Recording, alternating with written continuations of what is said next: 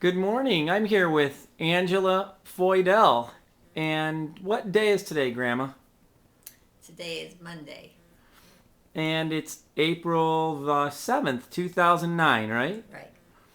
Grandma, I'm here today to ask you some questions and learn a little bit about your life. So, what I was wondering is, could you tell me who were your mom and dad?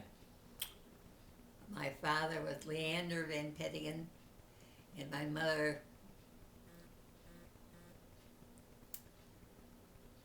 I can't think of her last name. And what about where were they born? My father was born in Belgium, and my mother was born in Holland. And did they ever tell you how they met? They didn't, but a cousin of mine did. She said that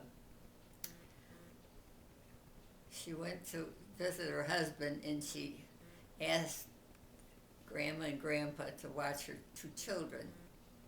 And so at that time, they weren't married. So he came over to help her watch the kids, and then he went away. And later he came back again, and they got married. Wow. So, what was life like for them in the old country? What kind of work did their families do? Well, my mother's family, they were like farmers, and his family, he, I don't know whatever happened to the family, but they left him, uh, and he was sent from family to family that raised him. And she she had a sister here in New York. She'd come here to see her husband, but she left her children in Holland.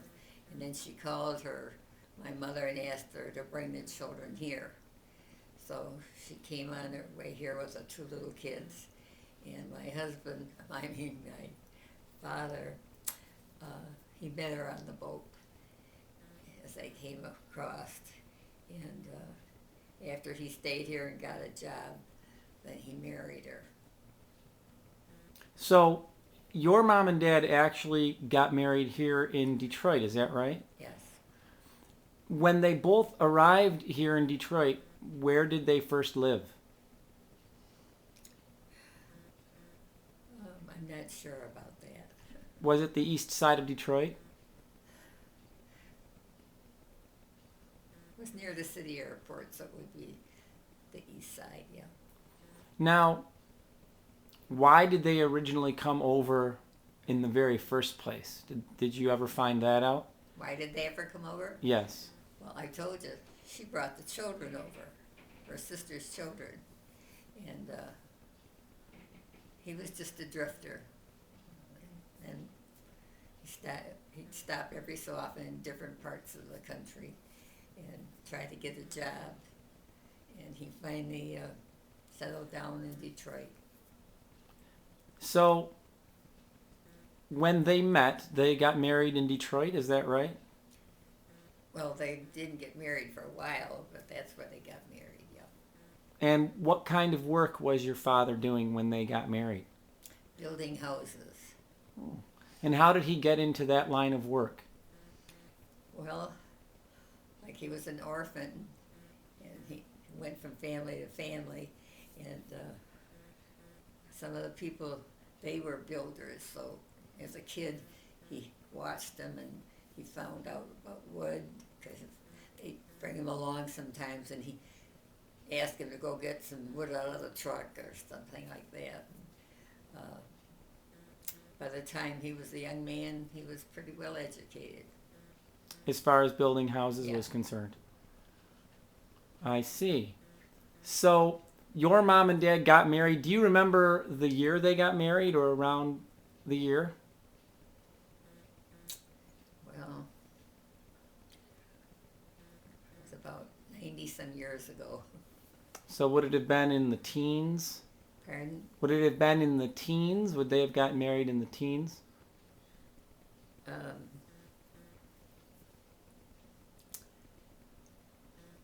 I don't know. So then they got married, and how many children did they have? There were just the two of us. So, I had a sister and myself. and what about Vic? Yeah, that's right. I had a brother too, Vic. So you were all born, and do you remember what life was like for you when you were a little girl? Well, we didn't have a house for a long time. We lived, like he built a garage and he made a floor up on top and put the mattresses on the floor. We slept up there. And then she did the cooking outside on a stove like the campers use. That was it. So what did you do in the wintertime to stay warm? If you were living in a garage, how did you keep warm? They had an old-fashioned stove. We still had it years ago in our garage, but we didn't use it. But they put logs in it. So he'd go out and wherever there were old trees, cut them down, and that's what they did. That's how they cooked. So there was you, Emmy, and Vic. Yeah, What order were you in the family? Do you remember? I'm the second oldest. And Emmy was the oldest? Maury was the oldest. So it goes Maury, Angela, Emmy, and Vic. Vic. There were four of you, right? Okay. So do you remember where you went to school when you were in elementary school? Wilkins. Wilkins Elementary School? What was that like for you? Do you remember what you used to like to do when you were in elementary school?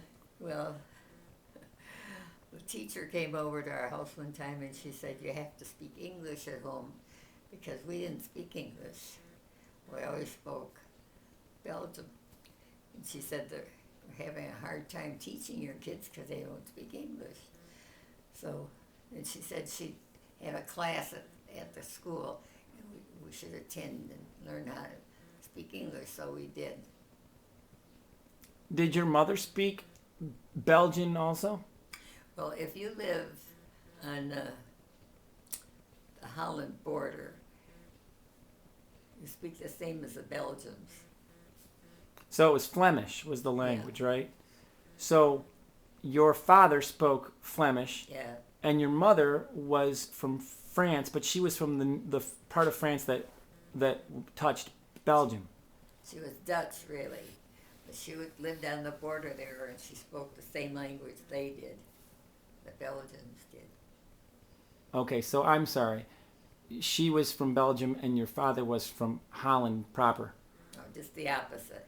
He was from Belgium, and she was from Holland. Got it. Okay. So, do you still have family in Holland today? Yes.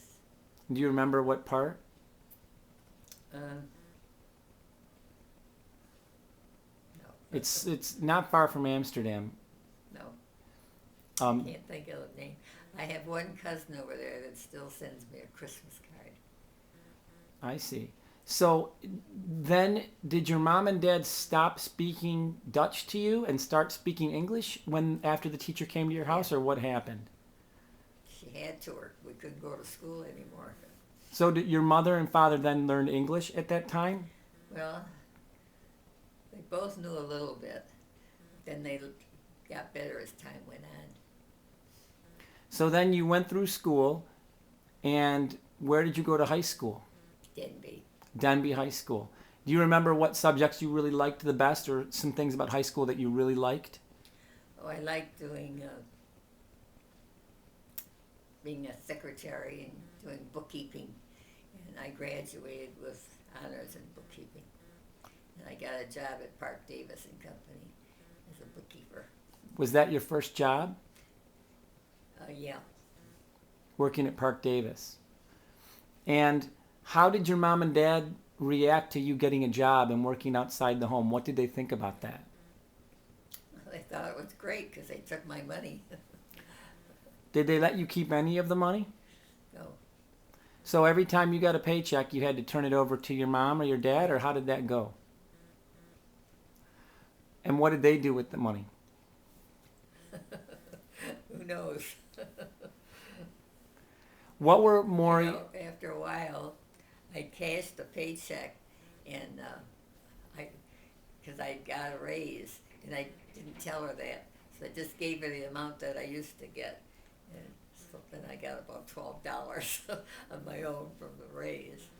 And after a while, I got tired of that because I had a nice job, but I couldn't even afford any nice clothes.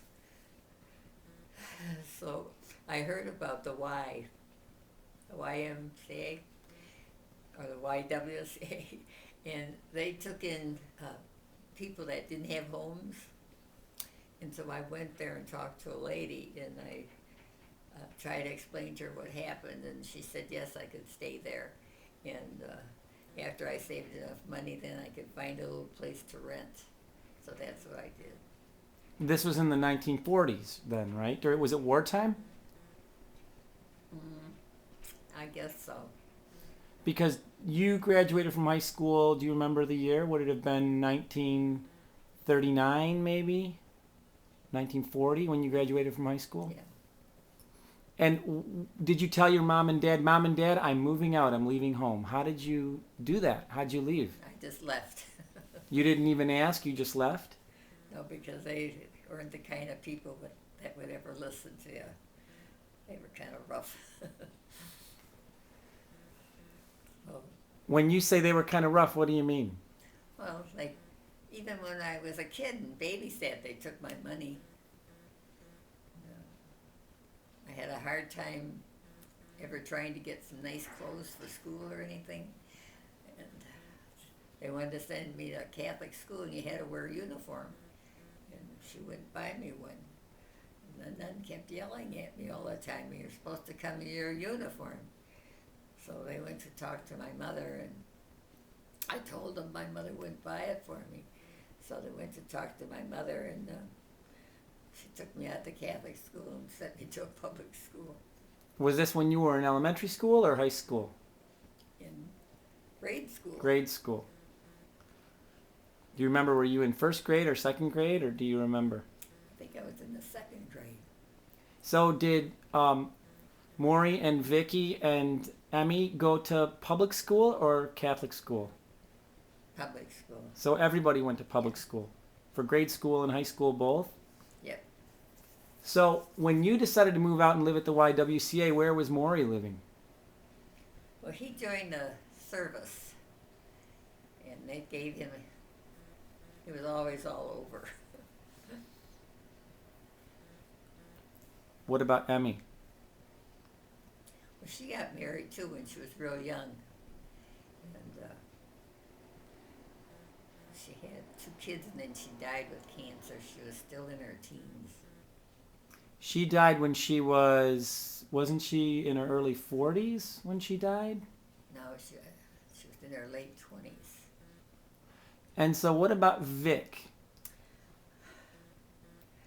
He was born, what would you call it? He couldn't read, he couldn't write. So he had some kind of disability. Yes, very bad. And they put him in a home. The government put him in a home because he couldn't go to work and couldn't go to school. She didn't have any, I don't know, I don't think she had the money, but she wasn't interested in helping the poor kid. So the government put him, they had a school for, a home for kids like that. And with my sister or aunt, somebody got a hold of this couple, and they took him in, and they paid every month they sent him a check to take care of Vic, so he'd have a decent home. Did you ever visit him? Well, he was kind of far away, but after I got married, we visited him. Do you remember where he was? No. So Maury and Emmy are gone. Is Vic still alive today? No, not too long ago. I read he passed away. So let's go back to the YWCA. It's wartime, it's the 40s, and you're living by yourself at the YWCA in downtown Detroit, working for Park Davis as a secretary. Is that right? Yeah. And then at what point did you meet your husband, John Foydel? A friend of mine had a party at Christmas time. 'Cause we went to school together when we were little kids, and we were good friends, and we kept in touch with one another. And she invited me to the party. So I met him there, and he asked me on a date. So after that, because I did go on many dates, but he seemed real nice. And after that, he kept taking me out on dates. Where did you go on your first date? Do you remember? The movies. Do you remember what movie you saw? No. Did you used to like to go to the movies? Oh yeah, but I never had any money to go. And sometimes they had a night where it was free. And if I could get away, I'd go to that. So when you used to go out with John, did he always take you to the movies, or where did you guys used to go on your dates? To the movies a lot. And then after about a year or so, he said, let's go to a dance.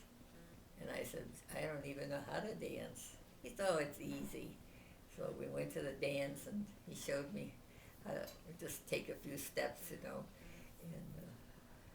we got along real good. Pretty soon I could even waltz real fancy. Wow. Where was John born? I think he was born here. Because you were born in Detroit. Yeah. And so were your three siblings. Everyone was born in Detroit, right? And John was born in Detroit. Where were his parents from? Germany. They were from Germany. So they were German. Now, how did you decide to get married? Did John propose to you one day, or how did you decide that you wanted to get married? Yeah, he proposed to me. I said, well, we don't have any money, and I'm sure my parents aren't going to give me any. So he said, well, let's save our money. I'll give you so much out of mine, and then put them in an envelope, and when we have $400 or $500, then we could get married. So we didn't go out to eat much after that. We were saving all our pennies and stuff, and when I got a raise, I didn't even tell my parents about it. So pretty soon I had a big bundle of bucks. And a lady down the street, she was real nice to me. She made my wedding dress, and she wouldn't charge me for it. She felt sorry for me the way my parents treated me. And we didn't have a big wedding because we couldn't afford it. And his mother had his relatives over. And my mother didn't even come. So. Do you remember where you were married? At St. David's Church. In Detroit. Detroit. Did John ask your dad for your hand in marriage? Did he ask for permission to marry you? No, because my dad wasn't around very much. Where was he? I don't know. He didn't support my mother. He just was a drifter. I guess the fact that he never had a home, he never felt like,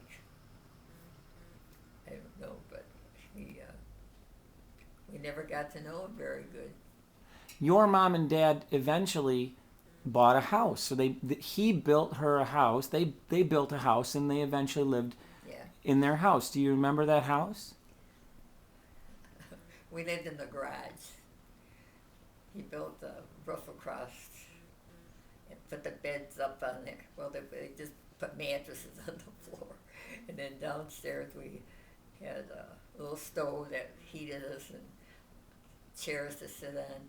And we had like you use when you're camping to cook. Mm-hmm. So we didn't cook very much, but the best we could. Do you remember when your dad built the house that they settled in, that they lived in? Because didn't your mom say, Leander, it's time to build a house and stop moving around? And so he built a house, your family's home, that they lived in for many years? I don't know what she said, but he built quite a few houses and sold them. And then he built the one for them. When I got married, he built a little house for us. It was his wedding gift to us. And where was your first house after you got married? Where did you first live? In Kirchville, in Detroit. And how long did you live there?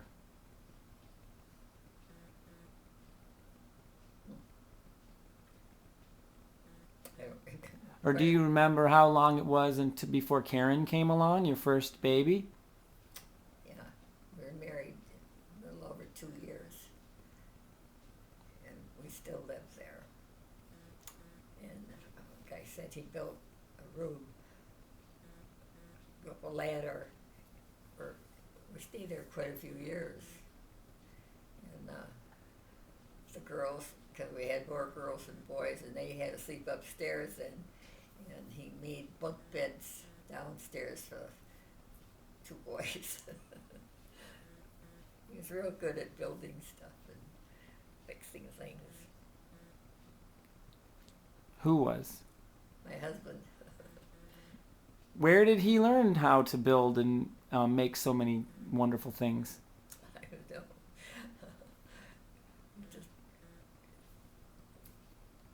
He just learned it did somewhere, guess, right? yeah. So, what do you remember about those days when Karen was a baby? How was it for you living back then? Were you still working at Park Davis, or what were you doing?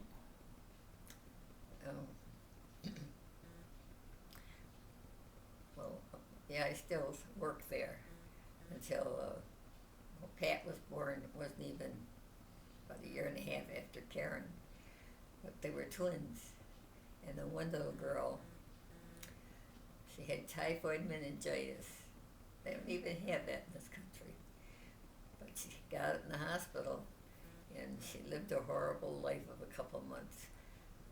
Her fever was so great, her eyes burned out, and well, she died eventually. And John had a nervous breakdown when she died, and he lost his job. I remember even baking cookies and walking up and down the street selling cookies so I could have some money to buy groceries and that. We finally came together, and he got better and got a job again, but then he became a barber. At least it wasn't a hard job like some of the ones in the factory and that. So he did that for a number of years. But we always got along great together. So Karen was born in 1944, and then about a year later, Patty and her twin, you had twins, and they came along, and the twin died. And you say John had a nervous breakdown. What does that mean? What was he doing? How was he feeling? Well, when the baby died, she suffered terribly before she died. He'd go to see her with me, and it was just awful. And you couldn't help her. Then he just was in a daze. Like they said, he had a nervous breakdown.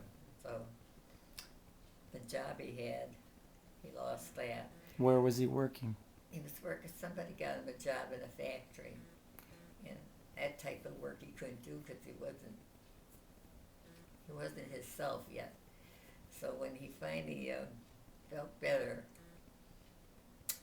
the man that was his barber, he said, well, why don't you try being a barber, John?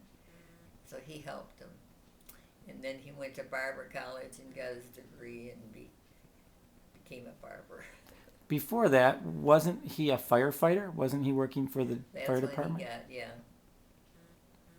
And that's when, after the twin What was the twins' name? Uh,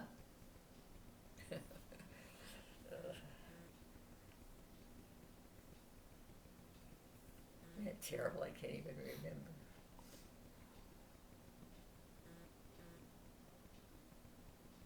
Maybe it'll come back to you. But after Pat and the twin were born, then Linda was born, right? Yeah, a couple of years later. So now you had 3 little girls, and you're living in Detroit, and John's a barber, Yeah. right? And what do you remember about those times when you had your 3 little girls? It was a lot of hard work. We didn't have a washing machine. I had to wash everything by hand and hang it outside. Eventually, John built a house, and we were able to move in there. But before that, we lived in an apartment, and the lady didn't upstairs. You know, she had a big attic, and they fixed it and it worked pretty good because we could afford it. But she didn't like it because of the babies. They cried. Sometimes at night they'd cry, and then so she told us we had to move. So another lady that was a friend of mine, she had a place that had it was small, like a cottage. She said we could have that, and wouldn't have to pay very much. So we took that, and then John he started working different jobs for people, and that night he went to barber school. So then he had a job at finally he could open up a barber shop. So he worked for a couple of barbers, and after we saved some money, he was able to have his own barber shop, and that helped a lot. He was full time, and as the kids got a little bit older, I started working at night because we sent them to Catholic school, and that cost money. And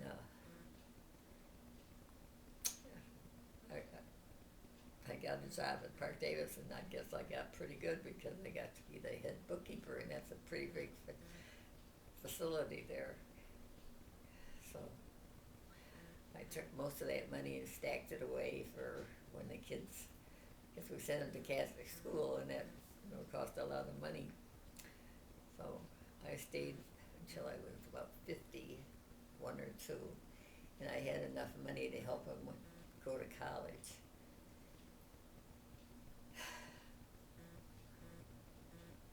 So after Linda, then the boys came.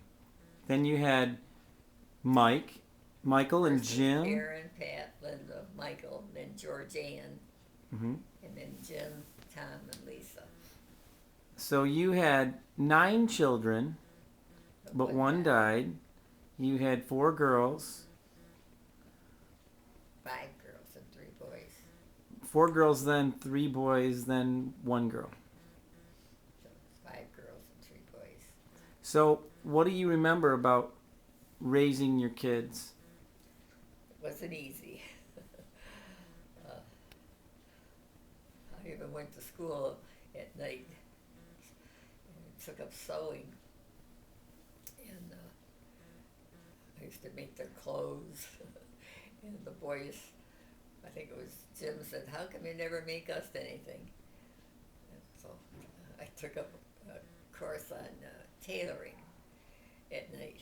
And I learned how to make pants for guys and suits.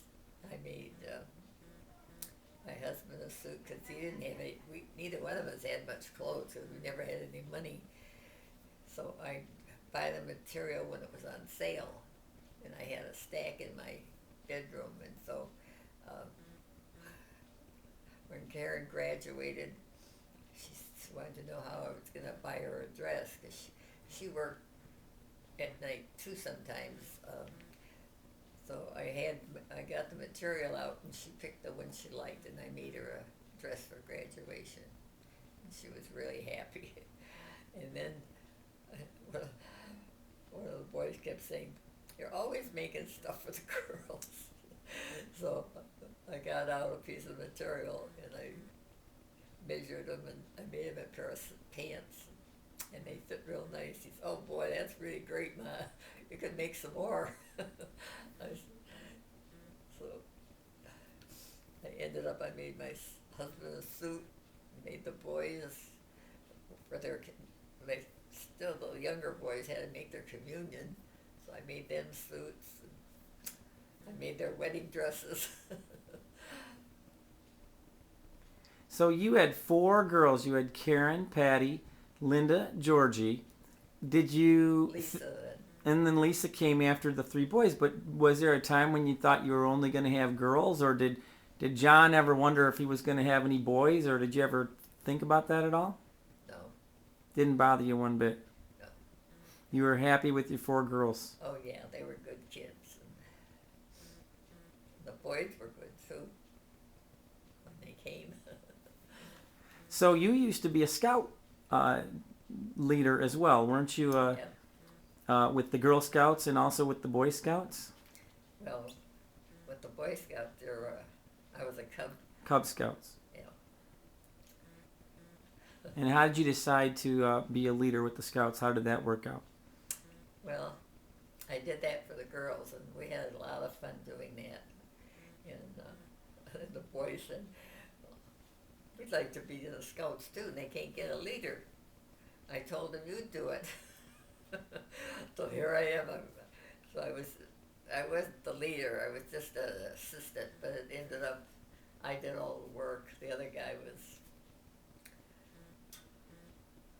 So I've got a scrapbook with a lot of pictures and things the kids did in Scouts and the trips we took. And when we took trips, we had, we sold cookies and candy in there to help pay the thing. And I had some rules because some of the kids came from families that had money. And so I said, for every meeting, see if you can bring a quarter, and I'll keep it. And then when we go on the trip, because the first couple trips we went on, the ones that had money, they could buy candy bars and stuff, and the other poor kids couldn't. So I didn't like that. So they'd bring quarters or dimes. So I had an envelope for each kid, and I put the money in there. And then when we went on the trip, I give them each their envelope. And I said, "But don't spend it all. You don't need that much candy or anything."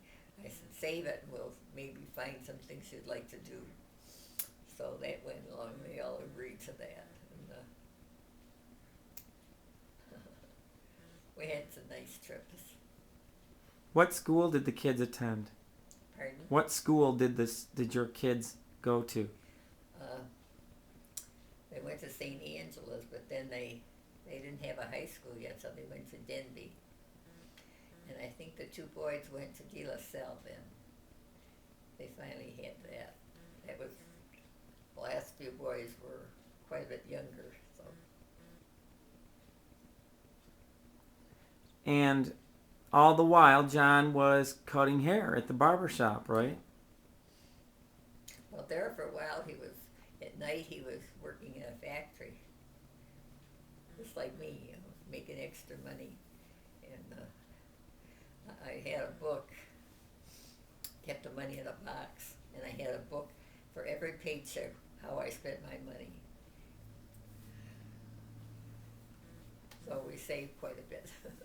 So you had the 3 boys, and then along came Lisa. Yeah. And the last one. where did everybody sleep? How did you fit them all in your house? I told you. He fixed the attic. The boys slept up there and down on the first floor. He made bunk beds. So we just had the 2 bedrooms, ours, and the other one with a bunk bed there and a bunk bed on this side. I put the youngest boy there too, so I could take care of him at night. So it worked out. Now, did you used to like to cook? Oh yeah, I love to cook. What were some of the things that you enjoyed cooking? things that kids enjoyed a lot were spaghetti. The neighbor that lived next door to us, she was Italian, and she asked me to come over and look at her spaghetti that was cooking while she went to the airport to pick her family up. So I had to go over and stir it every little while. So then when they came back, I came home, and that night she came over and brought me a bowl of spaghetti. It was great. And I said, could you give me the recipe? I think my kids would love that. So she said, well, you buy. She told me what to buy. She said, I'll come and I'll help you. So she did. So I made it for a year. I still make it. Well, not so much here, but the kids, every now and then they'd have for dinner or something, and they'd ask the other kids to come, and they'd make these big pots of spaghetti. And I like to bake. What kinds of things did you like to bake? Well, I made Belgian raisin bread. That was my father's recipe, and the kids loved it. And well, I had a cookbook. I made all kinds of pies and cakes, and always tried something different. You used to have everyone over at your house for Christmas time, isn't that right? Christmas, Thanksgiving, and Easter.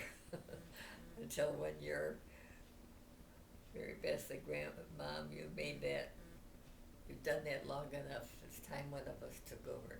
So they started taking over, like one person have it at their home and everybody brings something. You know, they agree on what they bring. So then they didn't have to do that much anymore. And how did that tradition get started of having everybody over on holidays? Did you start that? Yeah. They're my kids. Just like to see the I family. didn't have any relatives here, so it was nice. So when the kids started meeting people and getting older themselves, do you remember when Karen met Rick? Yeah. And do you remember what your first reaction was when you saw Rick walk in the door? Oh, I thought he was a nice guy. The only one I ever had doubts about was when Linda married a Jewish boy. I didn't say I disliked him, I just was worried, so I said, could I talk to you two for a minute? And they said, sure. I said, well, I just want you to know that you understand this.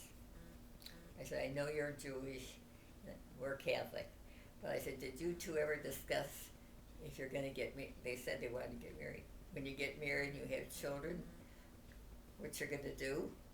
I said, don't wait until then and then get a divorce because you can't agree on it. I said, talk about it now. You know, are you going to send them to Jewish schools or Catholic schools? I said, it's up to you what you decide. And they thought that was pretty nice. So I said, well, I don't want to interfere or anything, but I don't want you to get divorced. So settle your problems, what you're getting into before you get into it, so you know what's going to happen. And they said, okay, so they did. So. Did you have any concerns about marrying a man who was German? No. Since you were Belgian, did your parents ever express any concerns to you about marrying John?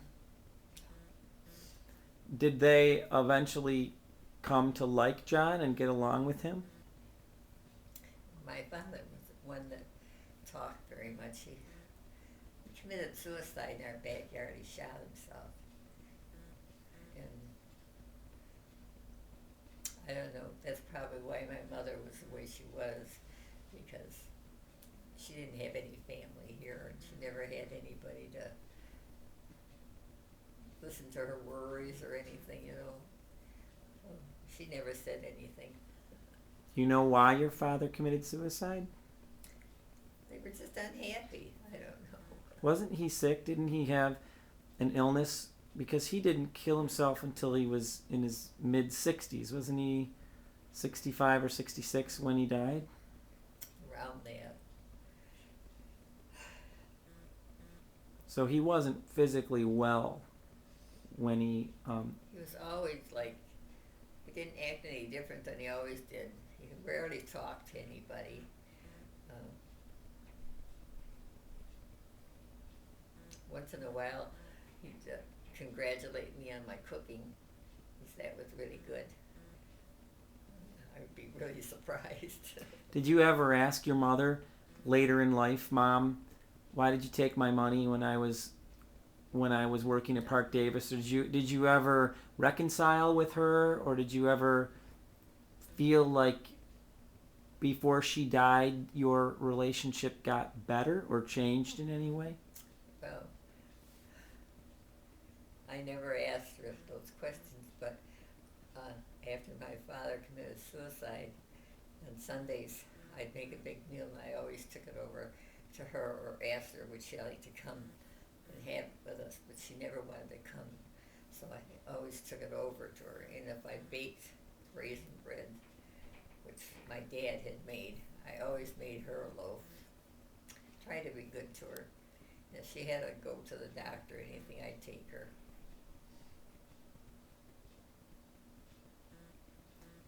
Do you remember what it was like when your grandchildren started coming along?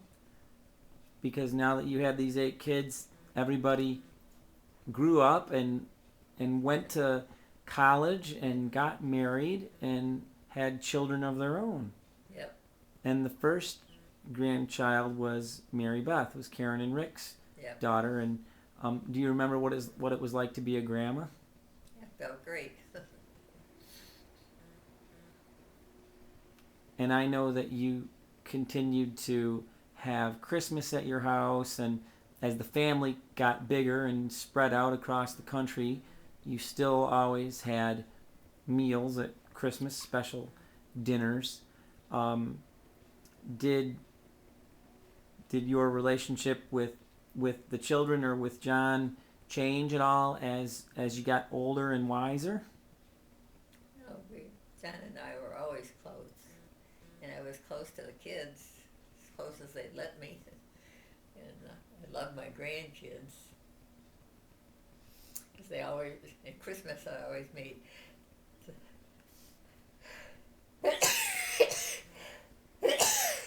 Bless you.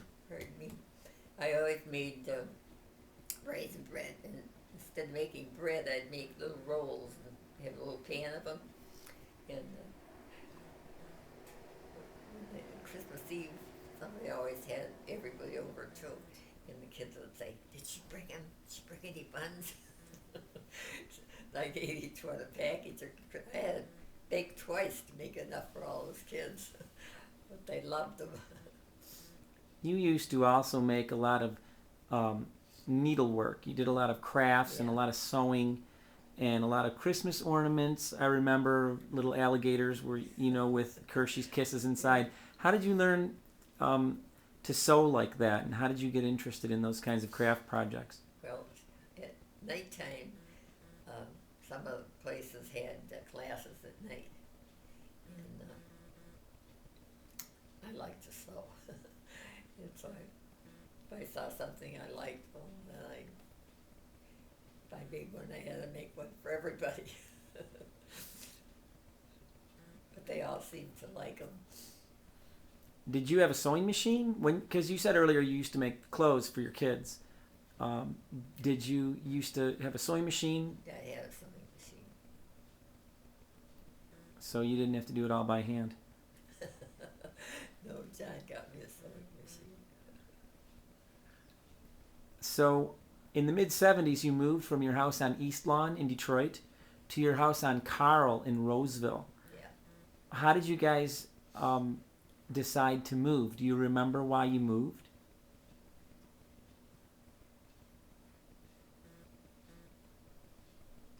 I think the house on Carl had a lot more room in it than the one we had on East Lawn.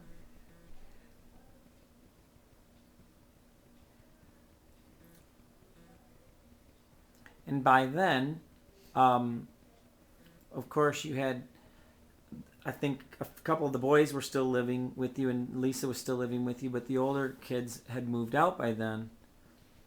So they moved with you to Roseville, right? And did you have to change parishes? Do you remember anything about the move or what you had to do differently now that you had moved to the suburbs? We had changed. I can't remember the name of the church. Because you went to St. John Birchman, right? Yeah, but that was in Roseville when we moved. Before you were at St. Angela's, is that right? When you were in Yeah. Detroit? But the move went okay for you? Yeah, it was okay. Some of the neighbors weren't too friendly, but they didn't like having that many kids around. But they were getting pretty grown up by that time, so. But the people in Roseville were a lot nicer the way they treated us.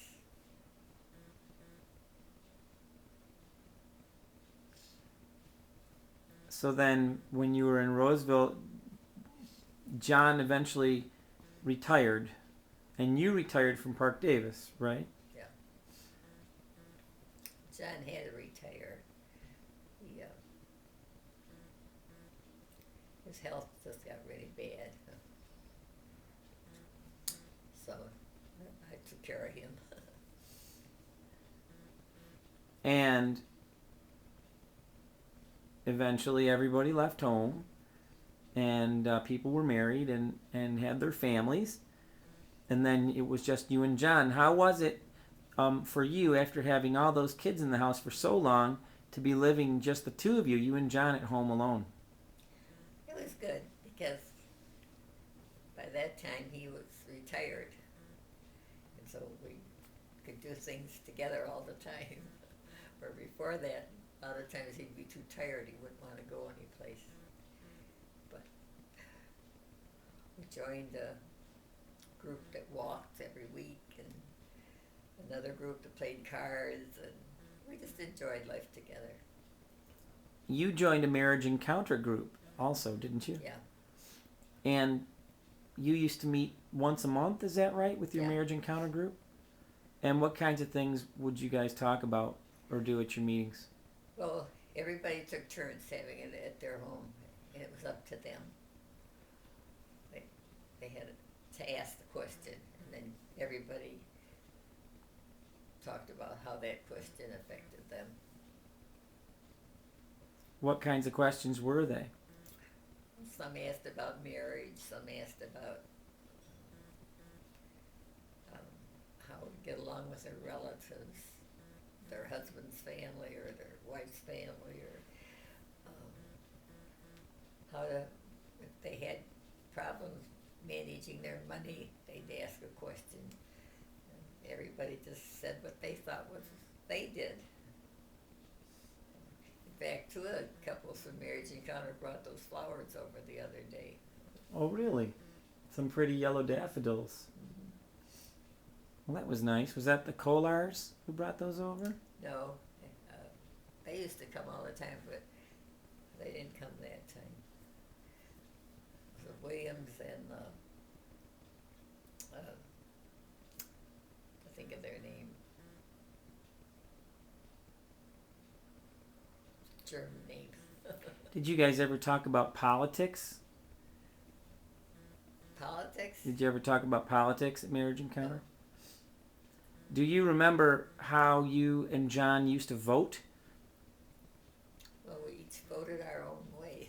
Did you used to agree with him as far as politics were concerned? Yeah, most of the time. So when you used to vote, where would you get your ideas about who to vote for or how to vote? Do you remember? Oh, yeah, they always had little papers in those days that had what these politicians all said they were going to do and so forth. So do you remember any kind of change from when you were a young woman and as you became a mother and then a grandmother and then got older? Do you remember any kind of change in your political ideas, or did your politics pretty much stay the same throughout your life as far as what kind of candidates you voted for and how you stood on certain issues? Right. Did you pretty much stay the same, or did you ever have a change politically? Well, I vote for whoever I thought would agree to the things I believe in. So you more voted for the candidate instead of the party, let's say? Like you wouldn't say, I'm going to vote only Republican or only Democratic. You more voted for the candidate that you liked Right. best. Is that right? What do you think about our current president, Barack Obama? Well, to see him talking, he seems like he's a pretty honest guy, but I just hope he is. Did you ever think we'd have an African American president in the United States? I never thought about anything like that. So, you and John were living on Carl in Roseville, and then it became apparent that you needed to make another move. And so then you moved here to American House a few years ago, right? That was mostly our kids trying to talk us into it. They said, you need the help, and Dad's not up to taking care of the lawn and painting the house and all that kind of stuff, and you can't do it either, Mom. Over there, they'll take care of everything for you. So it kind of pushed us into it. But it's been nice here. And what do you like it? What do you like best about living here at American House?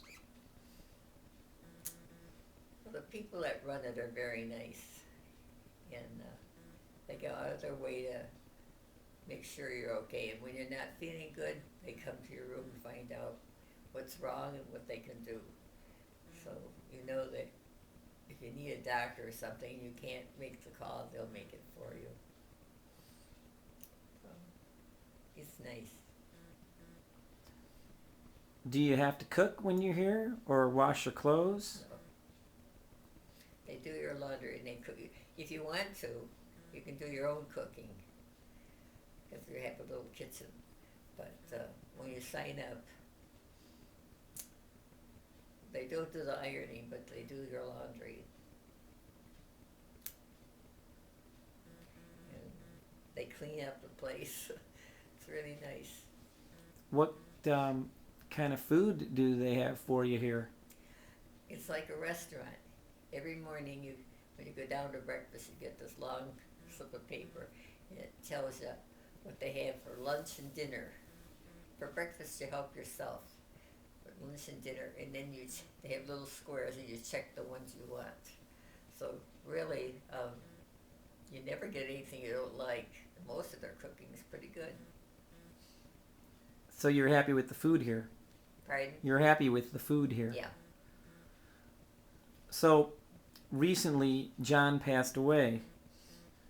And how has life been for you without John? Lonely. I miss him so much.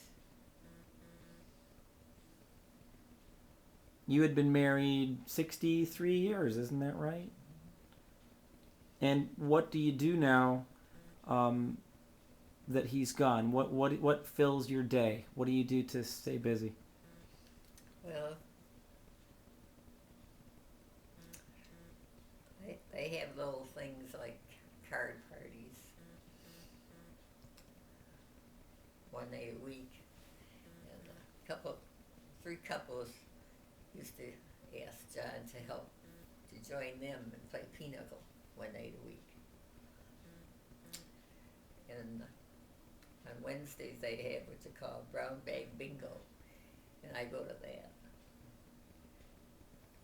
It's nice. So there's activities here that keep you busy. Yeah, we're having a spaghetti dinner at the end of this month, and we can each bring as many people as we want to the dinner, but we have to let them know how many. Wow. So if you have a family, then I could ask some of my kids, but they all work, so I don't know, or a couple of the grandkids or something. So you'll have to let us know the date. Hmm? You'll have to let us know the date Yeah. and time, and we can try and come. That's great. So, do you ever watch television? Yeah, at night. Are there any particular television shows that you like to watch more than others? Sometimes I watch, in 66 they have old movies all the time. And then that one show that's funny, what is it?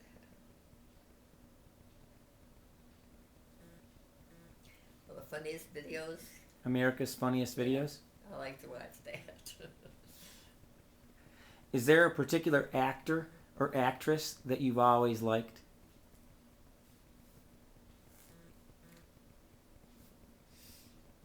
It's been a long time since I've been to movies. Yeah, Clark Gable and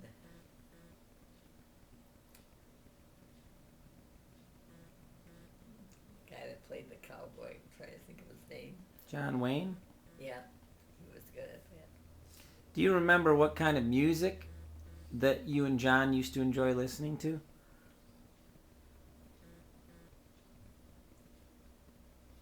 Not really. Was there a particular singer that you remember that you liked? For example, did you ever like Frank Sinatra or Perry Como or Mel Yeah. Torme or those kinds of singers? You like that kind of music? Yeah.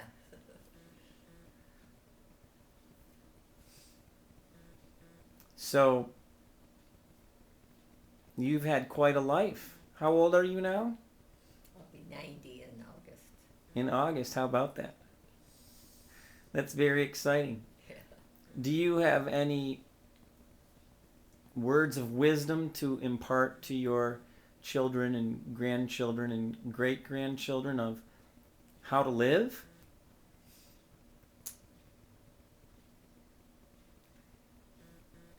Just to be a good person and help somebody when they need help. And not to criticize all the time.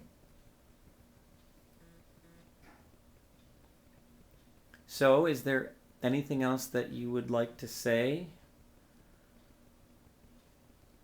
About what? to sign off? I've had a good life. I miss my husband. I put his picture up there so I could talk to him every day. But when he died, the man at the funeral parlor told me 400 people came. He said they never had that many people. He said, your husband must have been quite a guy. I said, yeah, he was. And all the people that I know real well, they said, he always had a joke. Do you feel like he's still with you? He still talks to you in spirit, and he's still Yeah. looking over I you? talk to him all the time. Does he talk back? He just says, hold on there.